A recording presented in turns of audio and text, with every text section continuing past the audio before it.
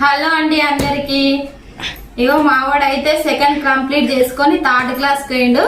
Third class books గిన్న అంటే ఒక్కసారి చూడండి, ఇవన్నీ కాన్ చేస్తే 27 బుక్స్ ఉన్నాయి. అసలు ఇవన్నీ పిల్లలు ఎట్లా మోస్తారు, ఇవన్నీ ఎట్లా చదువుతారు? వీళ్ళు ఫీజు గుంజడానికి ప్రైవేట్ స్కూల్లో ఇన్ని బుక్స్ పెడుతురా, చదువు కోసం పెడుతురా అర్థమవుతలేదు. కానీ బుక్స్ కి వచ్చేసి 5000 ఓన్లీ బుక్స్ కే, టెక్స్ట్ బుక్స్ కి 5000. ఇంకా నోట్ బుక్స్ తెలియదు, మళ్ళీ యూనిఫామ్ కి 4000, ఫీజు 30,000, బస్ ఫీజు.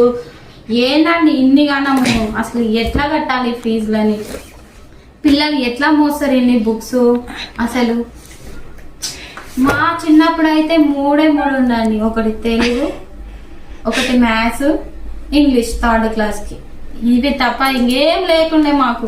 ఇన్ని బుక్సా? ఏందో ఏమో ఈ ప్రైవేట్ స్కూల్. ఓకే అండి, బాయ్.